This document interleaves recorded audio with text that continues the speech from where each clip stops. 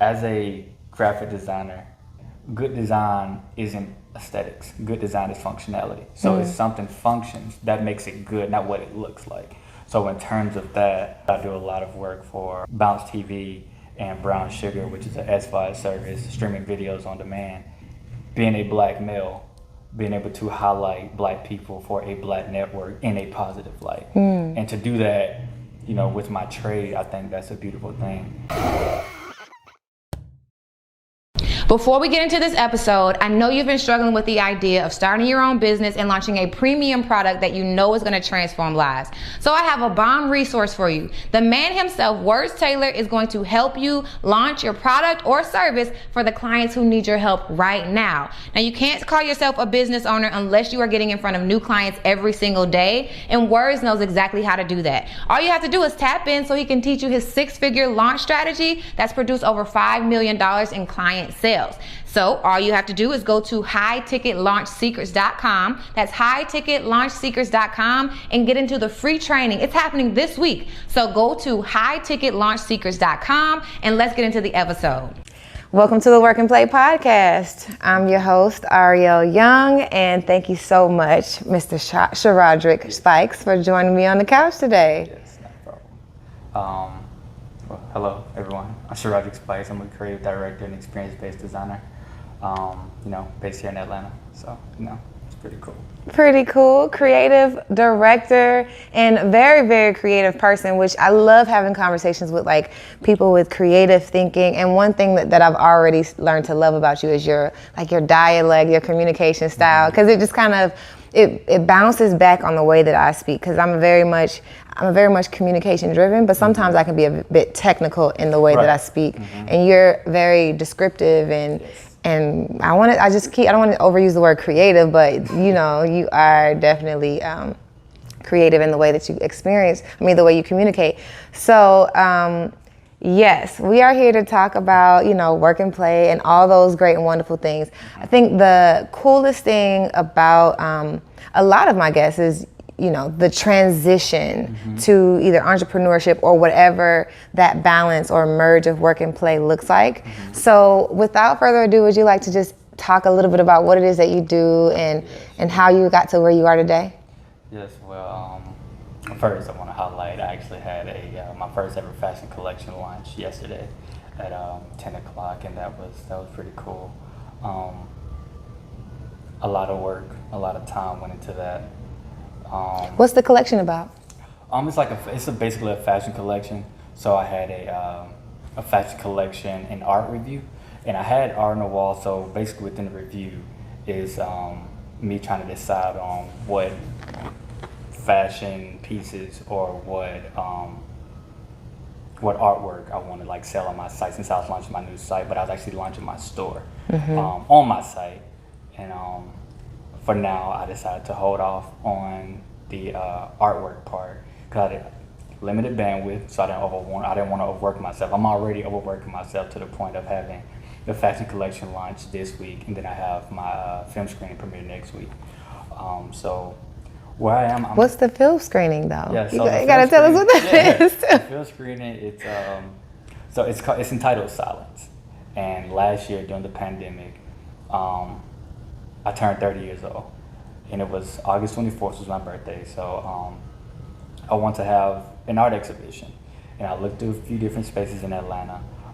Due to the pandemic, we were really limited to where you can have events, and the events had to be really, really small. It's 5 people, and I was like, well, I can't do anything because I'm expecting 200, 250 people. So I was like, I had to go back to the drawing board.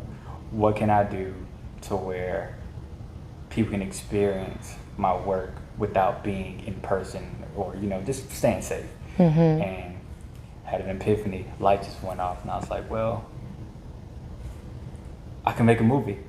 And, the movie turned out amazing. And so because I was turning 30, I wanted to approach it in a creative way of approaching the 30-30 concept. So I had a short film. It was an Afro-futuristic erotic short film.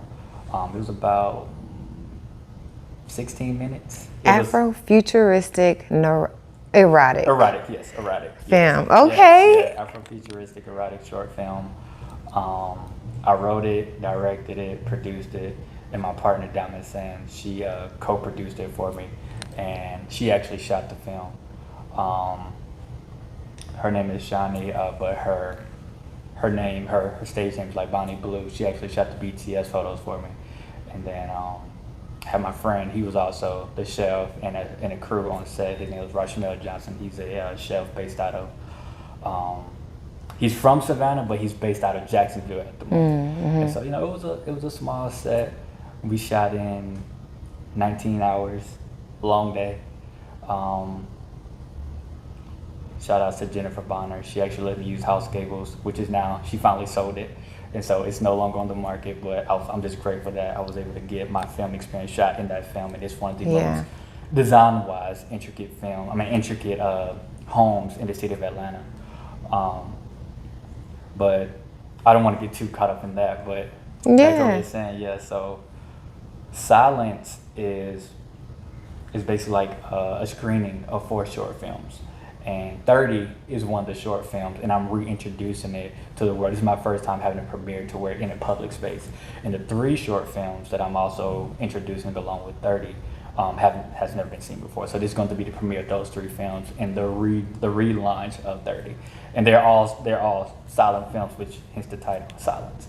And so Got it. Yeah, so it's a lot of thought was put into it. It looks like it. When you go to your website and you see the experience, it's like, okay, one, I haven't gone to the movies in almost 2. It feels like 2 years because of the pandemic. But when you go to your page, of course you see like the banner of like what the movie is supposed to be about and like the image. And I'm like, this looks really, really cool. So I'm excited to be at the premiere. So I'll let you guys know how that goes. We're gonna see some more BTS stuff by the time this thing launches. But I kind of want to get into a little bit more about what it is that you do. So when people ask like, what do you do? They want you to tell us about your job. But creative director is the short way to say what it is that you do. How would you describe what it is that you do? And if there's actually a longer title too, right? Yeah, it's like creative director and experience-based designer. So recently, during the pandemic, I'm still in this, I won't say rocky place, but I'm still in the foundational phase of, figuring myself out. Hence, my brand is about art, design, fashion, and wellness, and is basically through the exploration of identity. And so myself, I've been dealing with my identity for my entire life. So, what other better way to highlight that in my brand? And so, in short, it's just, I'm sorry. You don't have to be short either, because I love the whole story, like experiential. So the first part is the creative director, right? And then there's experience designer. Experience-based designer, yes, correct. So then let's just break it up. So the experience-based designer, when did that come to you? That came to me earlier this year, actually. Because I realized that before I was calling myself, an artist, visual artist. And then I really, really thought about it. And I was just like, I did like 2 o'clock in the morning. Like, who are you? What do you like? What do you enjoy? Not what people want you to like, not what people want you to enjoy, not what people think you are, not what you want to call yourself. Who are you and what are you? Yeah. And I really thought about it. I was like, I'm transitioning into this space of experience. So I'm changing the way people experience art, design, and fashion and wellness. And so what is that? And I was like, perfect. Because I curate, not only do I curate, but I designed everything. So I'm an experience-based designer because I design experiences for people. And with the creative direction part, the creative director is basically a person that oversees the entire creative process for a particular project. And like I said, for 30, I literally did everything. I booked the space, found the space, did the research for the space. I designed the movie poster, I art directed, creative directed the photographer to take the shot for the poster. it's funny, my partner and I, Diamond Sands, we actually made the cake for the film because we couldn't find a baker like in an appropriate time frame. So Wow. it's like, we made the cake. I designed the topper that went on top of the cake. It was like all the little meticulous details in the film, which is I even designed, like, when you watch the film, you'll see a water bottle that she takes out of the cabinet. I actually designed the label for the water bottle. Okay. I designed a T-shirt that she's wearing. It's like literally I did the whole experience. Yes, the whole so that's thing. where the experience design. I have to say it. You have to tell me. Experience-based design. Experience-based design comes from, and then your medium is video and photography mainly. I would say, to be honest, my medium would really be whatever I'm touching for that particular project. But lately, I have really been getting a lot into film. I didn't realize how much I really enjoy film until I shot 30. Not realizing that film is literally every creative or every art medium, all in one. It's like a collage of every creative medium Coming onto the screen right, and exactly. interacting with each other to create an experience for the viewer. Right, exactly. That makes a lot of And sense. That's the beauty of film, and I'm in my mind a lot. I have a very dark mind, but I think sometimes the darkest minds come, like, you get the most creativity sometimes from the darkest minds. So I'm a big fan of Jordan Peele, Steven Spielberg, and these guys are more so in the horror genre. And what Jordan Peele is doing right now, they try to compare him to Steven Spielberg, Stephen King, and you can't compare the two because Jordan Peele is the first Jordan Peele. And so what he's doing right now, he's creating a new genre of horror, but he's putting the black protagonist in the forefront of the film, and they're also being the prominent figure in the film versus them just being like a background character. No one's done that before him. And so in terms of what I'm doing, I'm kind of like segueing into that also. Like I said, we're doing with film, I had a brown woman, a woman of color in the film, and when you see the film, you'll see a lot of nods to blackness that black people would truly understand and resonate with. And not just black people, women in general. And so, my brand is I really want to highlight everyone, of course, but as a young black male, I also want to highlight people of color, but I want to make sure I only highlight people of color in a positive light. I love that. I don't want to create,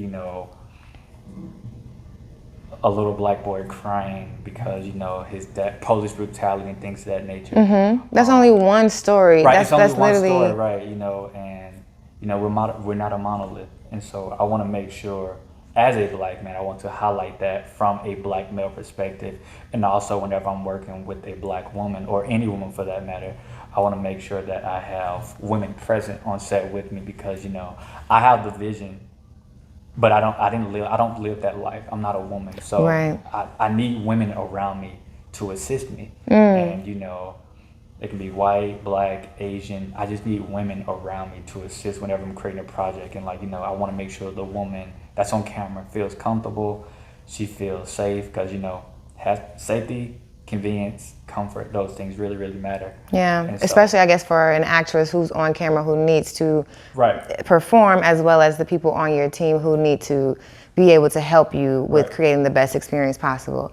There was something that you said that in your description of yourself, like being able to take ownership of your ability to just experience yourself and find yourself. And then you said I've been dealing with my identity since I was younger. We all have, honestly. So that's the funny thing.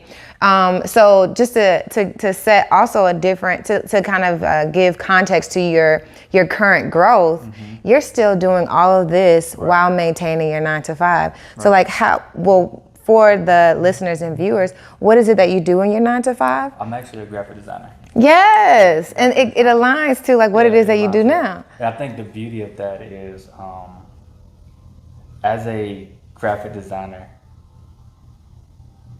a good graphic designer, because when I say that, good design isn't aesthetics. Good design is functionality. So if something functions, that makes it good, not what it looks like. So in terms of that, like I said, I'm a designer at we're Scripps Networks, but I do a lot of work for Bounce TV and Brown Sugar, which is an SVOD service, streaming videos on demand. And, they really highlight blaxploitation films. And the beauty of Bounce is the fact that, you know, being a black male, being able to highlight black people for a black network in a positive light. And to do that, you know, with my trade, I think that's a beautiful thing. Which is one thing that you just said, though, that a lot of, dare I say, creatives don't speak to. You delineated the difference between, you know, graphic design that just looks good and graphic design that's functional. Right. And when I think about functionality, I feel like one thing that you might be saying is something that converts a client, or something that like it speaks to customers and conveys a specific message. Is that what you mean? Yeah, so because I also went to school for graphic design, but I went to Savannah College of Art and Design. I graduated from the Atlanta campus, but I spent 2 years at the Savannah campus, but I graduated from the Atlanta campus. I did my 2-year general studies at Georgia Perimeter, which is now Georgia State Decatur campus, I think. So in that name, graphic design is visual communication, so to visually communicate something. And I've seen a lot of designers, like one of my favorite graphic designers, he's passed away now, his name is Massimo Vignelli. He was from Italy, and him and his wife, Layla Vignelli, she was basically like, you know, not basically, she was his glue. And to be honest, I think she was better than him overall, but he got more credit because he was a man. Got it better than him in terms of talent, or better than him in terms of, like, what skill did she have? I guess it was more so really everything, because he was graphic designer, architect, industrial designer, and she did all the same things, but even more. And so in terms of, like I was saying, like visual communications, most people, they don't really visually communicate. They just like, well, you know, this is pretty, so let's go with that. Yeah. Like most clients don't really know what or how something should function. It's like, okay, I'm gonna give you an example. Someone wants a logo, but within that logo, they want a gradient. It may look good on screen, but it's not functional for print, because that same gradient won't translate the exact same way. Yeah. And so, you know, when you have a logos are supposed to be flat, because when it's a flat logo, it's functional and you can use it in different spaces and different times. And if you have a thin stroke, it'll be hard to see when it's really, really small. And you know, you want to be bigger, you want to be bold. You also want to be simple. And when I mean visual communication, like with logos are identifiers. So when you see a logo, it's, okay, we're going to use Nike. Nike's probably one of my favorite logos, because people say it's a check. It's actually not a check. It's a wing, based on the winged victory, yes, of a Greek goddess, which is the goddess of victory. Which hence the name, you know, like Greece and athletics and things of that nature. That's kind of where Nike came. Olympians and things like that. Right. Wow. Yeah. So and I love, so you're breaking down what a lot of people really simplify in terms of like going into entrepreneurship, which is what we're always, the first thing that we want to create is our logo. After, well, that's literally the first thing. We're like, and the logo's going to look like this. Yeah. And what you're saying is, there's functionality, but then there's also, what are you communicating to your audience? Right. So for a lot of people out here who like go to Fiverr and like just kind of get a logo made, do you notice, like in your typical everyday self, are you like, do you look at logos and like why would you do this? Like, what are you trying to say? Like, how does that? Yeah, I think I do that. I won't do it often. I used to. Yeah. You know, I do it sometimes. And like when I see logos, it's like so many people is like, hey, I want a flower, I want an apple, I want a tree, I want roses in my logo. It's like, that's not a logo. That's a illustration or a graphic. Logos are supposed to be simple, because logos are the identifier of the brand. They're not the brand themselves. So when you think of Nike, the winged victory, that's the logo. That's the identifier. You know what Nike is when you see that. That's the identifier. And in terms of when you see an athlete disabled or transgender or, you know, young, old, in the poor country, when you see them wearing Nike shoes and running down the street at like 5 o'clock in the morning, that's the brand. Like, the brand is what people when they think of you, that's what they think of. That's the brand. And when they see you, it's like, oh, that's what the logo is that. Like when you see the logo, okay, cool, this is that person. That's the identifier. And then when you see that person running at 5 o'clock in the morning, this is what you envision. Like Steve Jobs had a campaign. It was called Think Different. Yeah. And I was inspired by that to make my Be Timeless campaign. And it was kind of like the same concept. Be Timeless? Be Timeless, yes. And so that's why like family is timeless. Yeah. Grandmothers are timeless, siblings are timeless, and I literally just took like, just old Polaroids, like my siblings and grandparents and things of that nature, is because I want to resonate with people on a human level. And that's what builds brand, is to be able to connect with someone on a human level versus just trying to capitalize on them and get money from them from the jump. It's like, you have to build social wellness and and then like, just a human connection. Yeah. And I feel like a lot of brands don't do that. It's just because entrepreneurship is a cool new thing right now. Yeah. And to be honest, being an artist is too. It's like, to be an artist right now is almost the same as being an entrepreneur. It's like, well, I painted a picture of Outkast. I'm an artist. Yes, by default, that can make you an artist. But, I do feel like certain things you have to have a collegiate background and study certain things. Like, I don't think you really need that to be an artist. But I think as a designer, it's some form of like a collegiate training. Education. Yes, that you need to really, really, you can't break the rules unless you know them. Yeah. And so, as a... Ooh, you can't break the rules unless you know them. Yeah. There's something to be said about that in both the artistry as well as in entrepreneurship. Because as we started this conversation, you were simply talking about, graphic design or graphic, just right. The actual image being there's just looking pretty. And then there's communication, right? There's the functionality behind it. That's what it was. It's just looking pretty and the functionality. And what I was thinking was,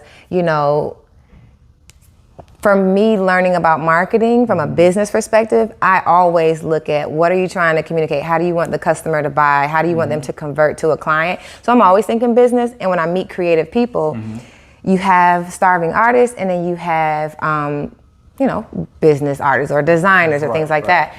And then even having you go through, so follow me here because I'm just kind of thinking through how this conversation is unfolding.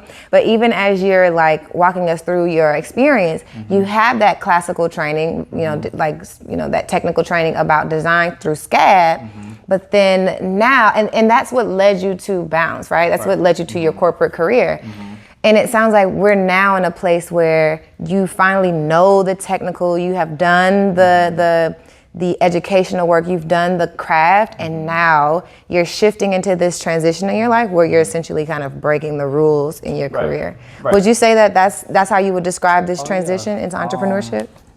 Honestly, yeah. I mean, I wouldn't say it's now. I've been breaking the rules for a long time. You've been breaking the rules. You've been learning them and like, okay, now I want to do this. It's like learn them and then I definitely break them. But it's because going into Bounce, I was a contracting designer. A contracting designer, right. And so I started out with a 4-month internship, and they liked me as a person and my work, so they hired me 2 months to that internship, which is actually really cool. Because a lot of my personal work had started slowing down, so you still have to support your livelihood. And I think that's another thing too, is the fact like they didn't just like my design work, they liked me as a person. And I think that's really, really important because I don't want to just work with someone because it's money present. I want to work with you because, our souls connect, or you're just a genuinely good person. For me, people are like, oh, well, you could be making $100K a year. $100K a year is nice. But a more important question for me is like, are you happy? The top 3 responses that I get when I ask, why do you want to leave corporate America, are that you want financial freedom, you want to own your own time, and you want to build a legacy for this generation and generations to come. Now, this is not a solo job. In order to transition from your 9-to-5 into entrepreneurship, it's going to take community and it's going to take resources. And I've created the community of pioneers who are going to wrap around you and help you make that transition successfully. So if you're interested in leaving your job, go ahead and click that information below. Let's get into the community and let's transition from your 9-to-5 into entrepreneurship successfully. Now let's get back to the episode. I would rather be happy making 30K a year than making 100K a year and being a miserable human being. Some people are like, well, I'll be happy with that's you. That's fine. But for me, I'll be fine with my peace and my happiness. Like if I don't have that, it's like, what do you have? What do you have? Because I mean, even in sociology, the highest suicide rate is with millionaires.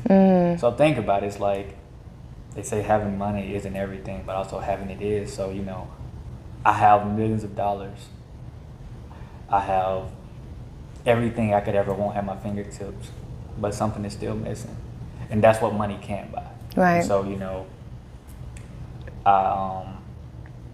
I really try to just focus on just maintaining that level of focus within my personal work and what I do on a daily at my day job. And so and even within that, I guess the way I look at it, I just have like an optimistic approach in terms of like a 9 to 5.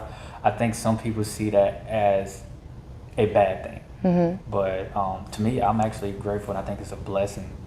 Like, I went to school for design, and I'm also getting paid for design, and a lot of people don't really get that privilege. No, they don't. And I enjoy design, so it's like I'm never really working, and it's actually interesting. People don't see a 9 to 5 as another stream of income. They see it as a burden. Yeah. But if I'm doing creative direction on Thursday through Sunday, I'm working these 9 to 5 Monday through Friday, and I may have my fashion brand that I'm literally just did online, so I'm really doing that all the time.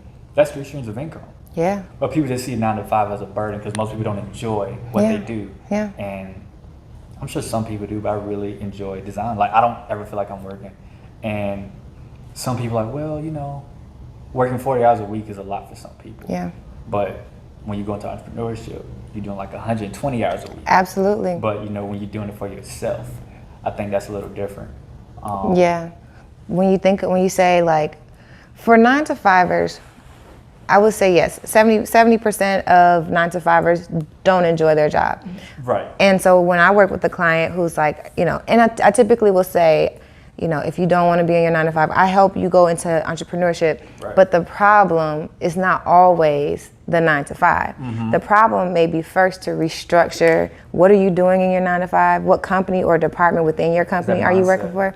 Then we can bring that good stuff into entrepreneurship if you still deem to do it, because you can be an entrepreneur, which is what you're doing right now, or you might say, okay, no, this corporate. I basically feel like you have the perfect like mix between, and you have a nice, exactly, right? And the way you even describe it, I can't even restate it. You said, you just said it. You never feel like you're working. Yeah, so I never feel like I'm working like ever. The only time I feel like I'm working is when I gotta feel like like paperwork or design a cover letter to submit some artwork. Yeah, because then you have to be like, okay, now what did I do? Right. I actually have, it's like, okay. Like, I mean, I can write you a movie script or a creative brief or something, but it's like when I have to start like taxes and stuff like that. Like, that's work. The boring stuff. Yeah. It's like I have a very short attention span, and with stuff like that, it's like it don't last long. I need somebody to do this. Like, I know myself, and that's not my strength. So I don't want to do things I don't enjoy.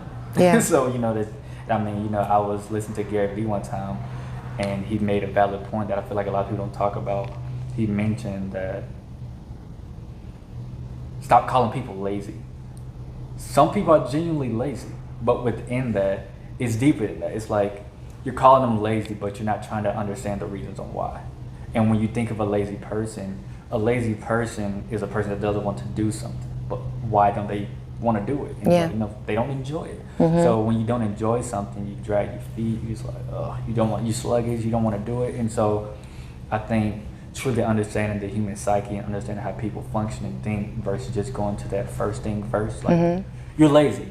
It's like, okay, they may not want to do this, but go deeper than that. Yeah. The why. Yeah. It's like, I don't enjoy this. Like, if I'm just doing this mundane task, I'm not gonna want to do that.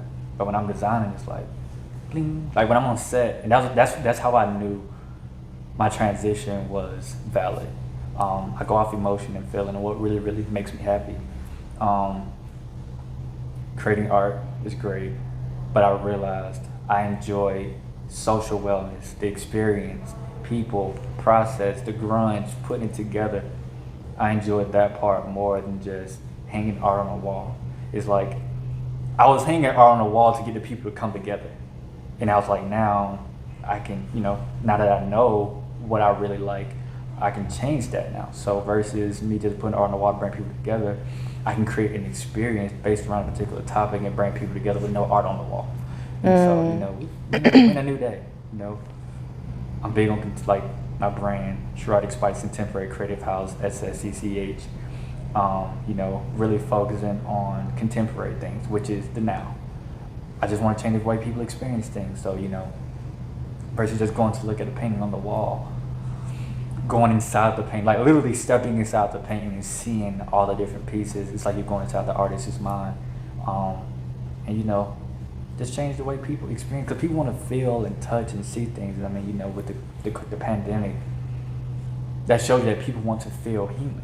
Yeah. I think that's definitely a way of doing it, to allow people to experience, be around other people, touch, feel, just utilize our senses as humans. And, I feel like it was kind of, I don't say stripped away, it was necessary. Like that year away, because 2020 in hindsight for a lot of people was, it's clear vision, I'm doing this, I'm doing that, but the reality of it is 2020 was hard for a lot of people. And I'm blessed and grateful again, like that was one of the best years for me. Yeah. In a lot of ways. And so, that's just what that is. I love it. When you talk about your business, and I want to get into your vision a little bit more, Okay. but I want to, let's go ahead and get into it now. Tell me what you want to. Well, you were talking, you're very clear in your identity, right? You said, I know what I like, I know what I don't like. It's a lot of people, it takes time for that for people to get there. I'm still definitely in that phase of, figuring it out, as we all are. But what I wanted to kind of get to is before SCAD, before, Shrodrick Spikes, media entertainment, not entertainment. Contemporary creative. Contemporary Creative House. Yeah.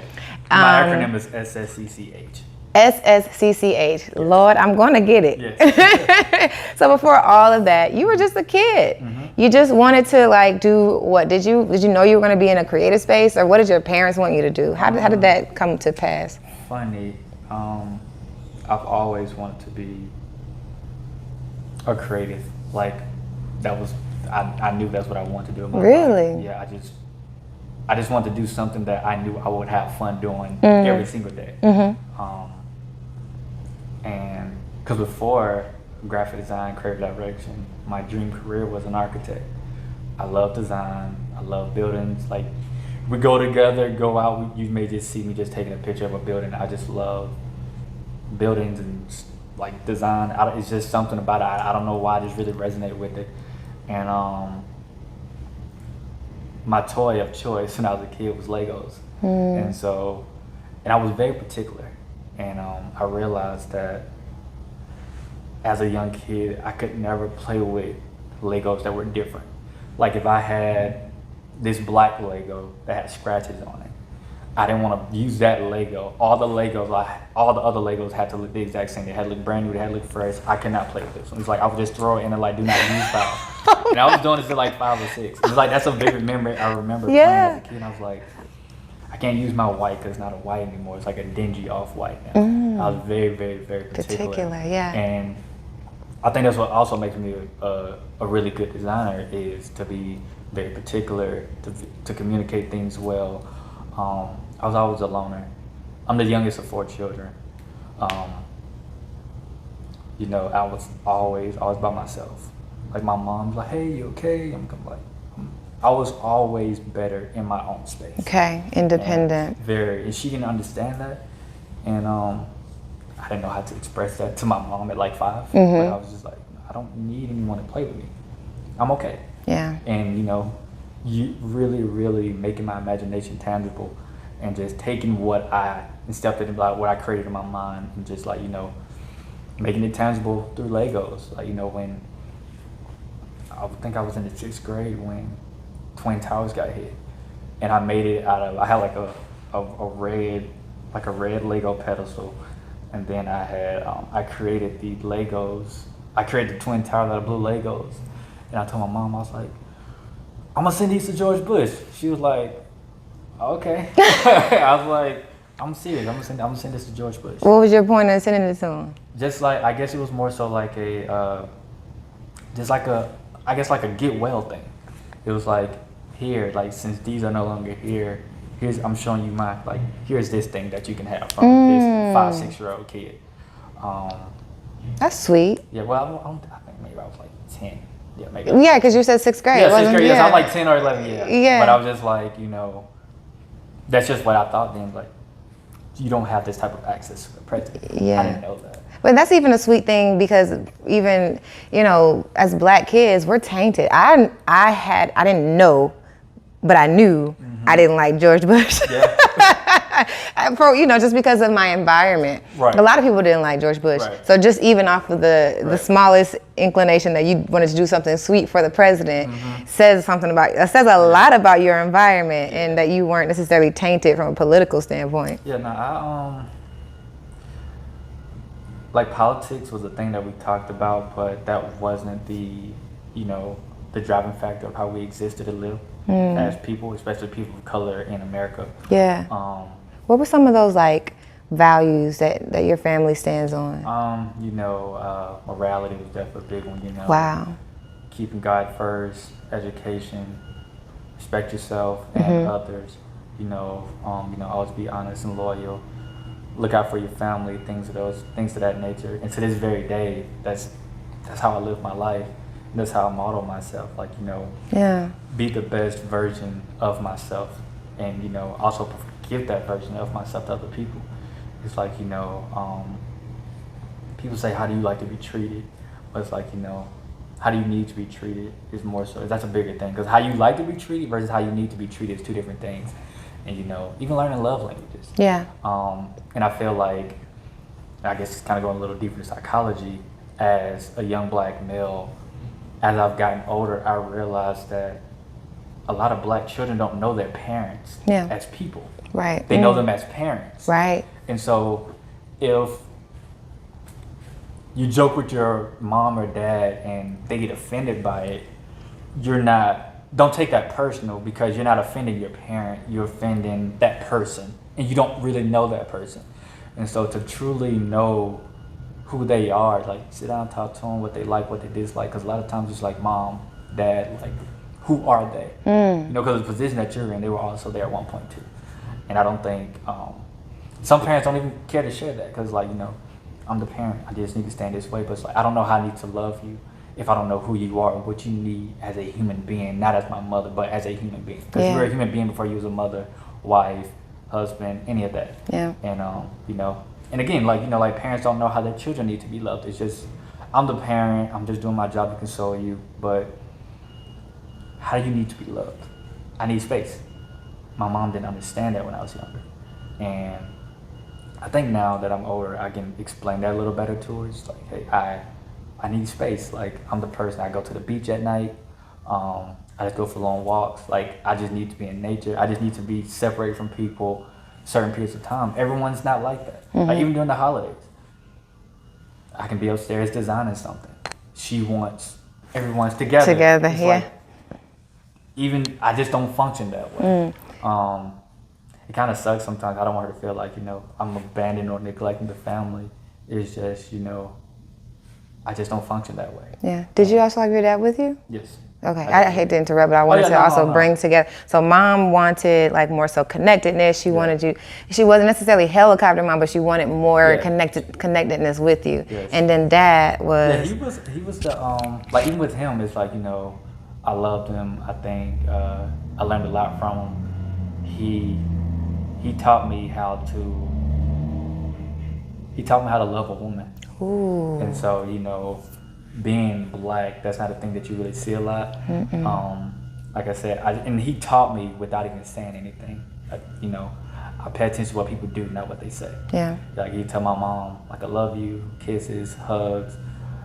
In the 90s, when it was cool, they used to go on anniversaries. He used to get her a dozen of roses in the limousines, and we'd be playing Nintendo 64, and, like go to Blockbuster, get a video, and it was just like those little things. It's like whatever they're doing that I can't see, that's a thing. But everything that they are doing in my sight, it's like she's always smiling, she's always happy. So it's like he's doing something right, and you know, like I said, and the reason why my mom, I'm going a little dark here. It's like the reason why my mom was so protective over me because I had a very complicated childhood. I dealt with, you know, a lot of supernatural entities and things of that nature, and it's just I used to get tormented by demons a lot when I was younger, in my nightmares and in my awakening life, and that happened from basically, I think I remember my first nightmare. I was like 5 or 6, so basically from like 6. Like heavy from like 6 to like 17, and so you know, it's kind of hard to be normal when you're dealing with things that's beyond you and this universe. And like, you know, and being at SCAD, you know, it's an art school. A lot of people are very open to their views, and a lot of people don't believe in things, and that's okay. I get that, but I only base my belief system on what I've experienced, and you know, that really triggered me to do things the way that I do them. And you know, I'm obsessed with the afterlife, and people think of death as a stopping point. Right. They don't see death as a part of the life cycle, because it is. Like, you can't have life without death. Right. You know, even when I was born, I wasn't supposed to. Well, I was supposed to be here because I'm here, but my mom had her tubes tied, clipped, and burned. Right. Now she had my sister, and I came 2 months early. I died like 3 times. My heart stopped beating like 3 times for like 20 minutes at a time. And it was just like, they didn't think I was gonna make it. Wow. And so it's more to, I think, just my appeal and what I like and what I'm really, really in tune with. I think it came from my, like, just my overall experiences as a human being within these last 30 years. Yeah. And so, you know, and again, that's why that identity is so important to me. Absolutely. It's like, you know, like that's why it's like getting a little dark and going a little deeper into it. Like, that's why identity was really, really important to me. Can I ask you a question? Yeah, go ahead. You said this earlier in the interview, and so you said my mind is a little bit dark. So at first I thought it meant like, you know, sometimes I might think negative thoughts or depression and things like that. And then when you experience the supernatural experience that you had when you were younger, then you kind of signal again, we're going dark. Yes. So when you say dark, your mind is more so going into, you're thinking spiritually dark. You're also thinking, are you thinking like evil when you say dark? What is that? And then what is the light? That's a good question. Yeah, that's a good question you asked. Because when I say dark for me isn't necessarily like evil or bad. Dark for me is the unknown. The unknown. Yes. So that's why light, when you come to light, it's clarity. Light bulb. Yeah. Light bulb. Yeah. So okay, so continue. You were kind of speaking a little bit more about the dark part. Yes, like whenever I say dark, or a dark mind, like I said, it's unknown, and like, you know, okay, dark mind. Like, I like, and dark in terms of like visuals, like a very dark undertone, like, you know, Addams Family, American Horror Stories, one of my favorite TV shows. I had an art show. Like, my dad passed away when I was in college. I curated that was actually my last art show. I was done with art shows after that, and I was like, it's going to be creative experiences or exhibitions at this point. It's kind of like the same thing, but it's kind of different. But that was like a retrospective of 5 years of work that I created. My dad passed away, and so I was hence the name blackface. So I created all dark work, and it was all about death. Like, one piece I created, it was called Death Wish, and it was a wishbone mounted on a pedestal, and everything was all black. The pedestal was black, and I painted the wishbone black. And I just think it's ironic that people utilize the bone of a dead bird to grant them luck when the bird's luck is already up. And it's like, people don't think of it that way. It's like, oh, I'm using the wishbone for luck, but it's just like, that's from a bird that's dead already. So it's like, you know, that idea to me is fascinating. I could literally explore your mind all day. There's so many different like trains of thought that I have. So we're gonna have to have like more and more and more discussion. Like this does not end here. Okay. But there are a couple things that I'm thinking about, like, and I want to just kind of pick them out because they're really important noting. We started talking about graphic design, right, and how, it's a logo that's really has, if it's not functional, then there's no point, right? There's no point, right. And how, and whatever it is, this icon, whatever it is, it has communication, it has depth to it. Taking it back to your childhood, watching your parents interact. One thing that you said was, I learned how to love a woman. But the way you experienced it was, this is how they act. Whatever's behind this, there's a whole lot more behind it, but this is what love, they're communicating love. And as a man, the way you understand graphic design is also the way you have come to learn love as a man. And I think it also, before I lose my train of thought, because I'm like going so far into your mind. I know we just like, we're going but everything ties in because the way you learn to appreciate women was the same way you communicate in graphic design. Now connecting that with there's so many things I can connect it with, but one of the ways, one of the ways is the way you express your models, like when you photograph a woman, right? And we just had a whole conversation about how you're able to appreciate a woman from different perspectives, right? You understand attractive is not just 35, 45, 47, right? You know a little bit more behind it.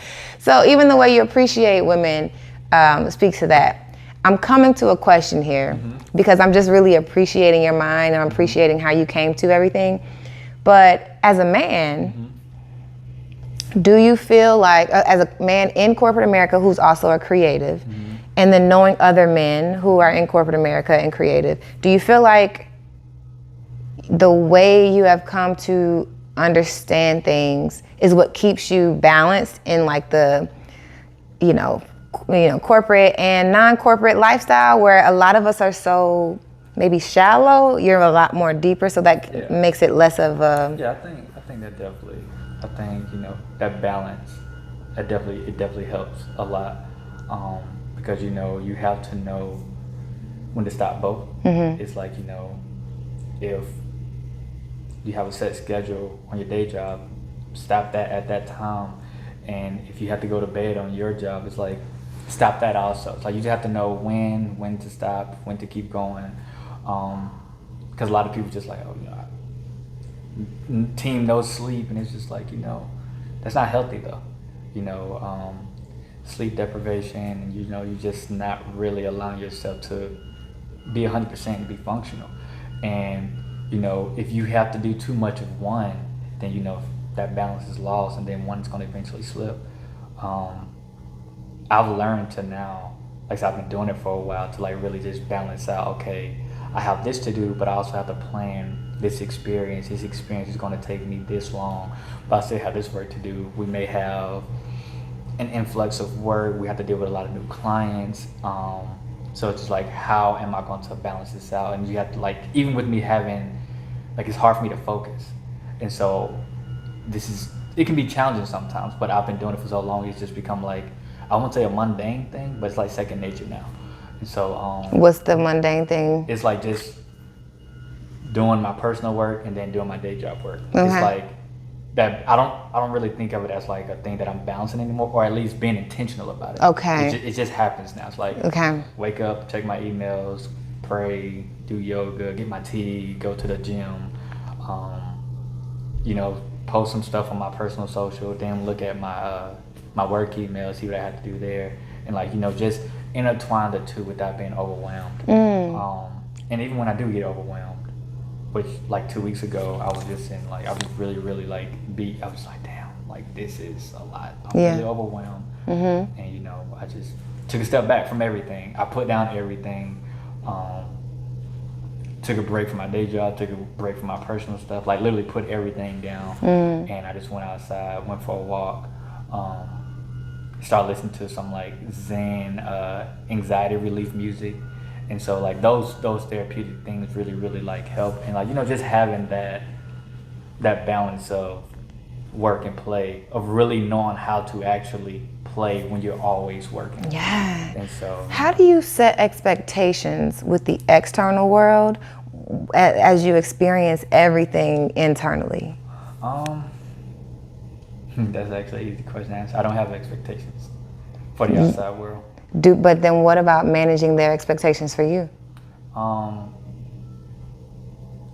think that's a question. I think it's a tricky question. Yeah. Because sometimes, if I don't set expectations, then they won't really have anything to follow. But if I tell them like exactly, like I'm a person, I give a lot of information. I try to make sure I understand everything because I want it to be clear and concise. Because again, with identity, this is an issue that I used to have with my mom and my sister. They thought I was just being a douchebag. At times, you know, I could be being a douchebag with them, but most of the times it wasn't. It was like, I need all of this information from you so I can give you exactly what you need or what you want from me. And they were like, no, you just giving us a hard time. And I was like, I'm not. Like, this is how I function as a human being. And you have to know that that's me. That's my identity. That's who I am. This is how I function as a human being. And so, just really getting to that place of having expectations for people. If I don't set them, I don't expect anything. And it's like, well, you know, I tell everybody wear all black. I just say wear all black. I didn't say what they had to look like. I didn't say if it had to be formal, if it had to be dressed down. So someone come in here with some ballin' shorts on and a t-shirt, I can't get upset because I said all black. I didn't go into depth about what that black had to look like. And I think, you know, I just hold myself accountable for that type of stuff. Okay, you hold yourself accountable for that kind of stuff. And then if we're thinking like being in the corporate space and managing your client expectations, both in the corporate space and in your personal work, how do you manage their expectations of you? Like, what's the creative process and what are some of the things that your clients need to be aware of so that you can be your best you? Well, first, you know, like communicating everything up front and communicate to understand, like, what are your needs? What does that look like? Like, what you want, what don't you want? Because a lot of people ask, what do you want? But not enough people ask, what don't you want? And, you know, the same thing in the corporate space. It's like I treat them kind of like the same because when you're dealing with design, it's, I guess, in terms of top tier design, top tier graphic design is on a corporate level. So naturally, when I'm dealing with clients in a corporate setting at work, it's kind of the same way I'm dealing with like clients and people that I'm dealing with on like my personal work. And so within that, it's not really, I guess it's a balance, but it's more so it equates the same because, you know, I'm handling the exact same because it's kind of the same thing. And you know, it's like, well, if Bounce has a new TV show. It's called Johnson's. It's about four black males. They've been best friends since childhood, and they all have, you know, the same last name. And so within that, and about the communicating, it's like, you know, whenever we're communicating, it's like, okay, what is it going to look like? Who's it going to appeal to? How's it going to resonate with them? And like all these things, you have to know these things to where you can properly communicate. And that's in corporate, my job, my corporate setting, and also in my personal brand. It's like, okay, I need a teaser poster. I want to give them enough, but I don't want to give them too much. And it's the same exact thing. It just translates different because I'm doing it, but it's a different project. And like I said, it really equates to being the same thing because it kind of is. It's just on a different level, and of course, you know, the ETA is a little different.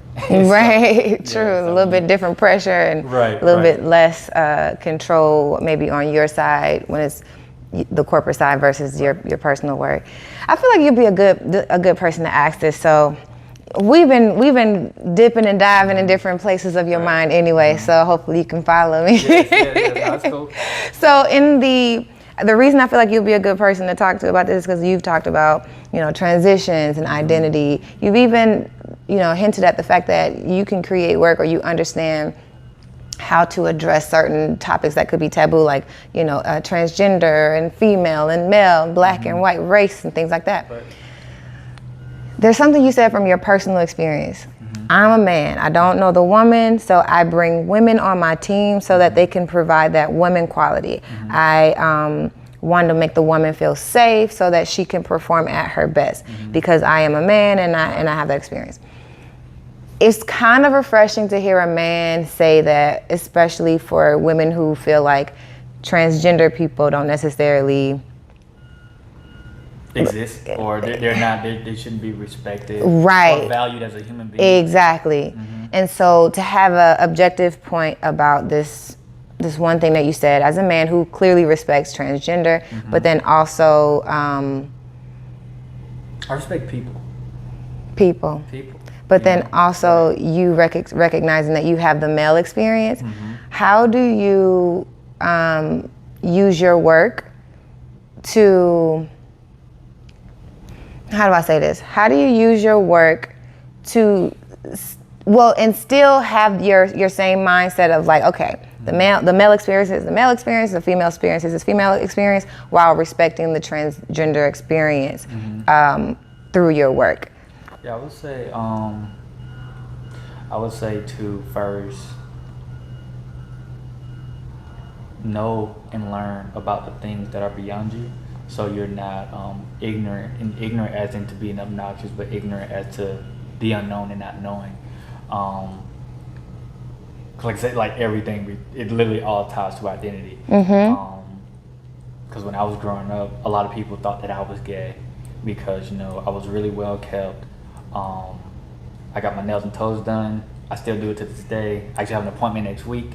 I'm gonna get facials, get really, really groomed, and hypermasculinity was really, really, it's still really, really prominent and heavy in, all over the world, but really, really in the South, because people have this very particular idea of what a man, especially a black man or a dark-skinned male, should or should not look like. And so within that, it was just like being approached by gay men on a regular basis. It was just like, it was never a problem. I appreciate the compliment, but it was like, in my mind, I'm trying to figure out and understand what is it about me that make them think that, hey, he's also, a part of this community as well. So that's more so just me just trying to understand it. And I worked in Midtown Atlanta.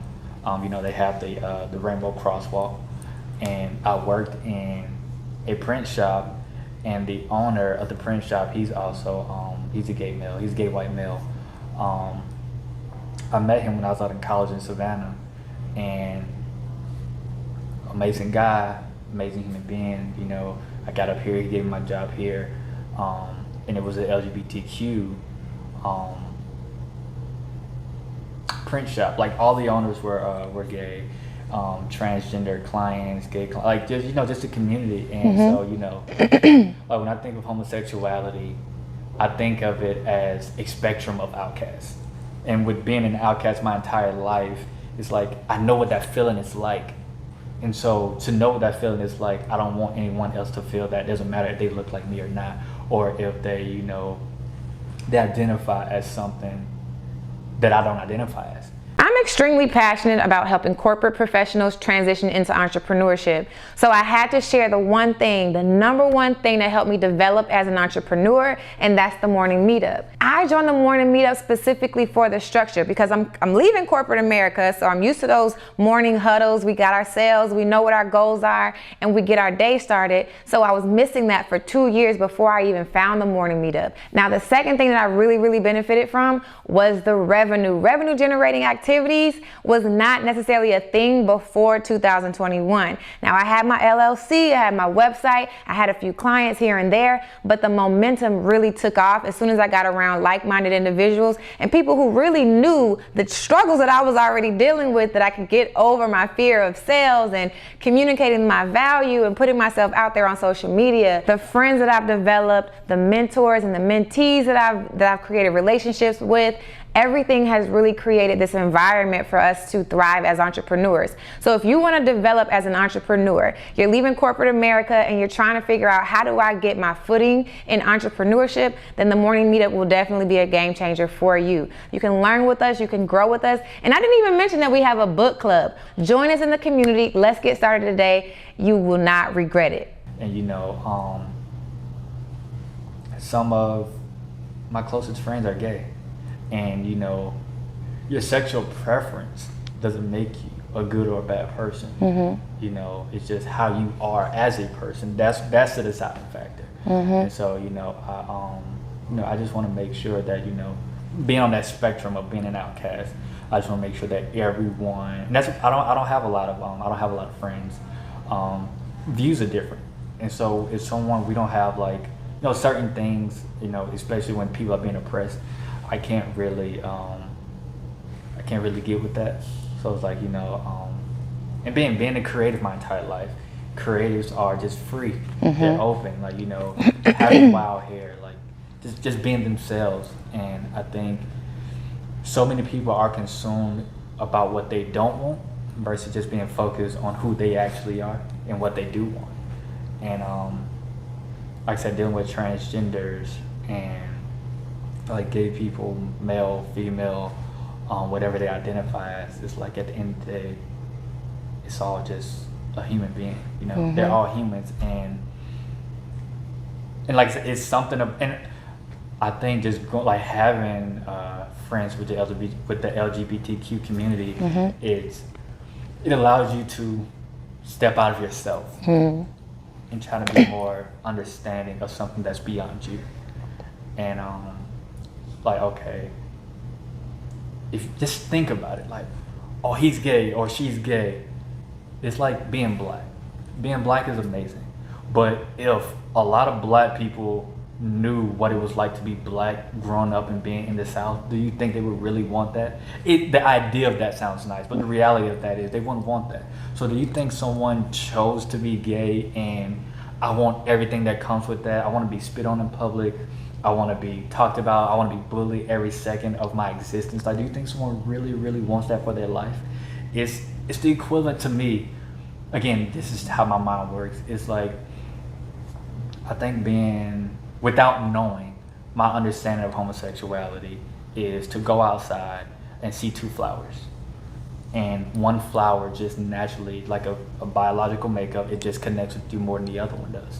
And I think, in short, that's what it means. And if that so happens to be a guy, it's a guy. If it so happens to be a woman, it's a woman. And you know, you can see a lot of attractive men, but he's attractive. You can be a straight man and say another guy's attractive. Absolutely. But it's like he's attractive. I desire him sexually. That's something different. Yeah. And I don't think that's something within someone's control. And it's like, you know, and the same thing with a woman. It's like, you know, growing up, a lot of girls are experimenting, and even within that, it's like, you know, well, a woman can experiment with her sexuality, but a man can't. It's like a woman, oh, I was gay when I was like 13. Yeah. But a man is like, if you was gay at 13, you're literally gay your entire life. Yeah. And it's like, it's not as flexible for men as it is for women. Right, it's not. And I think it's because, you know, we glorify the masculinity. And that's the real reason I feel most gay men are, you know, just antagonized. It's because to some people they're taking on the feminine energy or the feminine persona, and that's looked at as lesser or inferior to the masculine or the male, which is why it's such a problem for people to see a man that's more feminine than a woman that is. It's like, you know, well, if that's what helps them sleep at night. Like, you know, I don't have any expectations of anyone else. Like you said, I mean, you being gay is not a problem for me. You being a horrible person is the problem. It's a problem. Like, you can be gay, I don't care. But when you're gay and you're a horrible person, I'm not concerned with the gay part. I'm concerned with you being a horrible person. Yeah. That's the part that I'm concerned with. And I think too many people put unnecessary energy and focus on things that doesn't affect them. Yeah, you certainly have a beautiful mind. Thank you. You have a beautiful mind, and I think anyone who wants to allow you to create something that is functional for them, whether in business or in life, I think through this conversation, it's very clear that you'll be able to approach it with an open mind, right, and really bring what it is that they want to bring to fruition and bring to life, to life. So that's actually this has been a really, really like cool journey to like just go through your mind. And in the spirit of what you said earlier, which was you like to, I swear every time I try to reiterate what you said, I always think of it in a technical way. And you know what, I think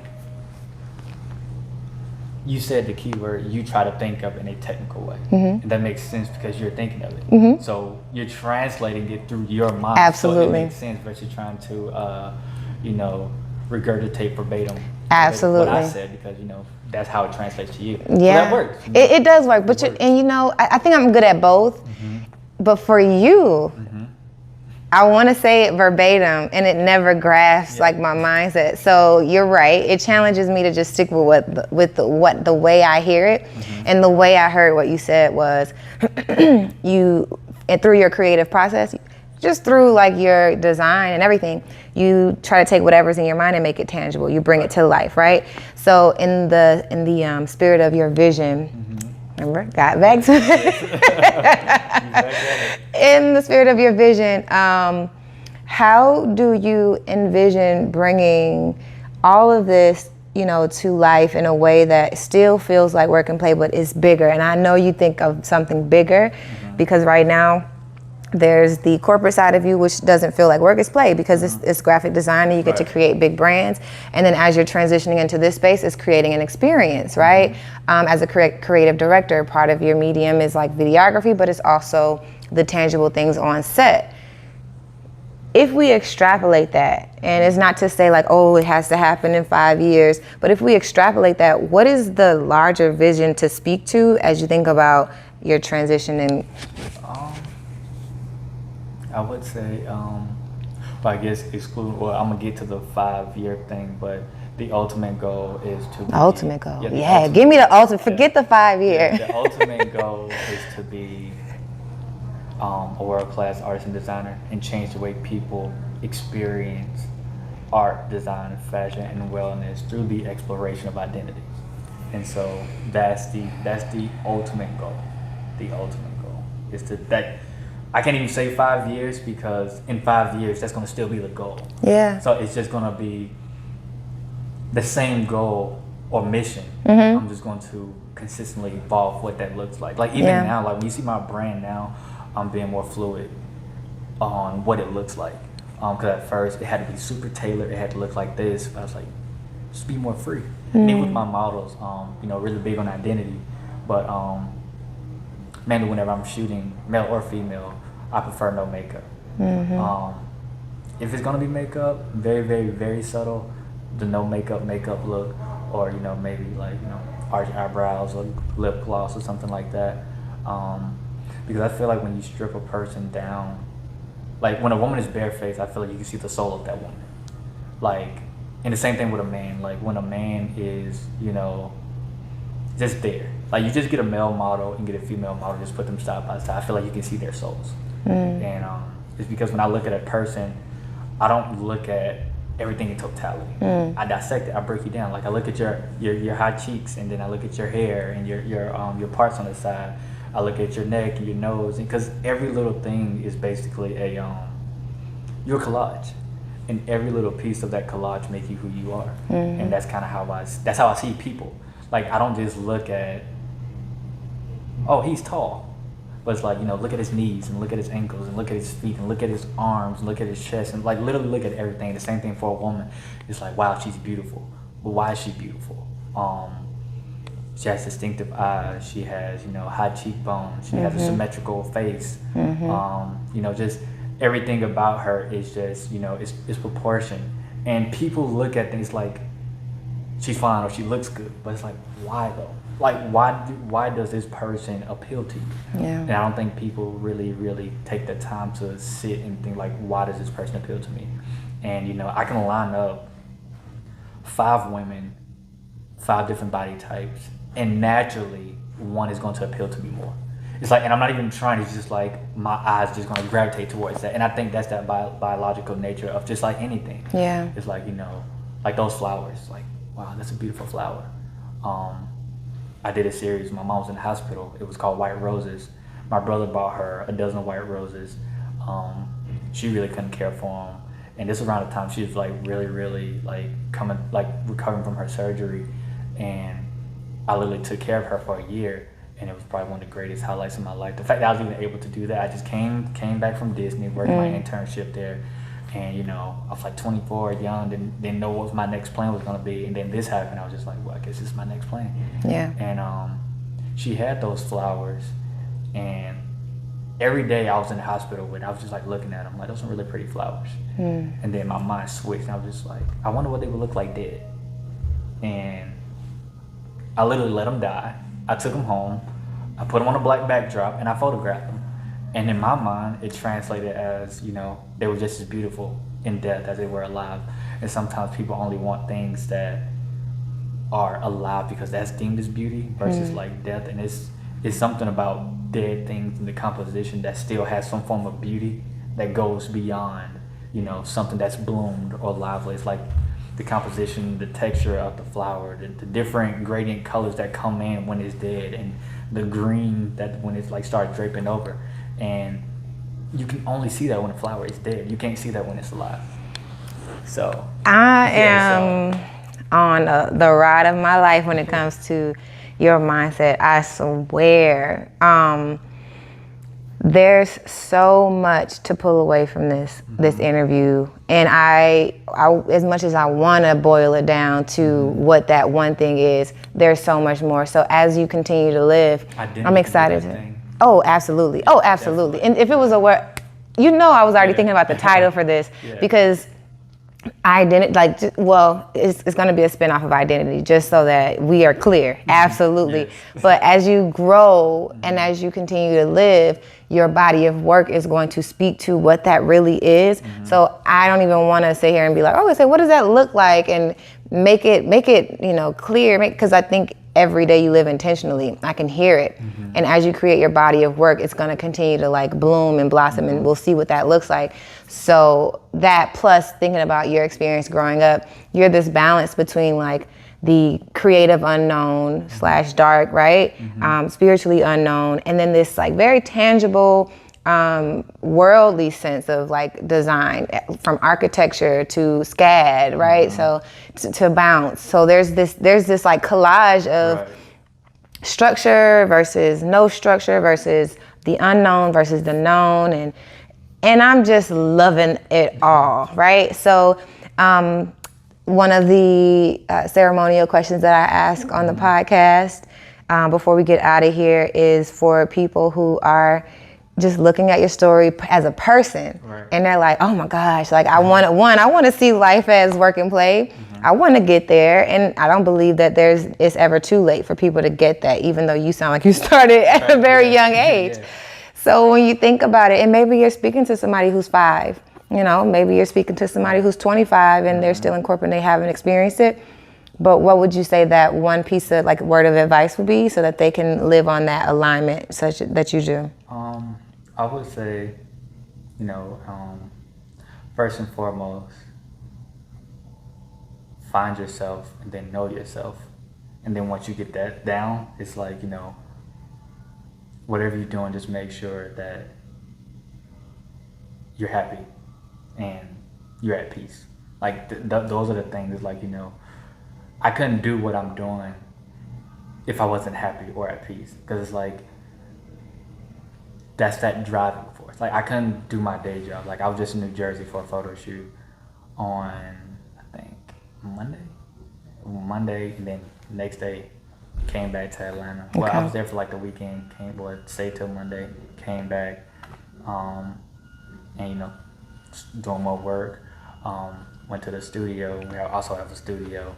I cleaned that up, and I spent the whole day in there. And it was just like, you know, this is where I'm meant to be.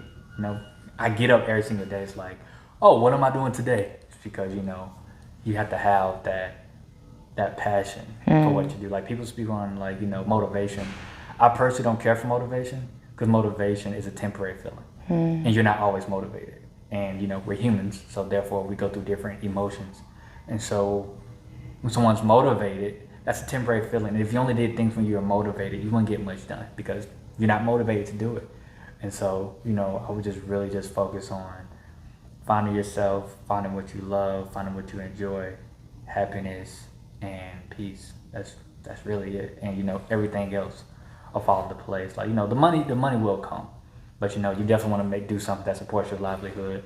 But don't make money the only thing that you want. Like, everything I'm doing is going to accommodate creatives. Like, that is the goal, to accommodate creatives, people, and even in creatives, just create a stimuli, some therapeutic experience, creative experience for people, that, you know, a soldier that's suffering from PTSD, create like an experience for someone like that. So they don't even have to be a creative.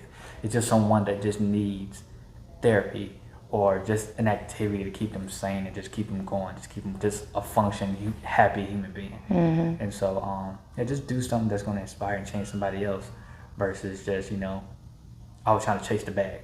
And there's nothing wrong with that, but you need more than just that. Absolutely. Well, there you have it. This has been an amazing discussion, y'all. I have really enjoyed you. Thank you so much, Shrodrick, for joining me on the couch. If there's anyone out there who's listening or watching your story and they want to get connected with you, whether through work or personal, they just want to kind of keep up with your journey, how can they keep in touch? Yeah, so my website is www.shrodrickspikes.com, SHRODRICKSPIKES. And then my Instagram is @Shrodrick, SHRODRICK. I'm really big on LinkedIn. Funny, I'm big on LinkedIn and Instagram right now. Cooking is my guilty pleasure, so I put a lot of my cooking stuff on Facebook. So I'm still trying to get into like YouTube. I'm not the biggest fan of Twitter, and playing a little bit with TikTok. But whatever you follow me on is going to be my name. So yeah. Beautiful. Yeah. All right, well, there you have it, guys. Get connected. I really hope you enjoyed this conversation, because I loved it. So until next time, y'all have a beautiful, wonderful day, and peace out.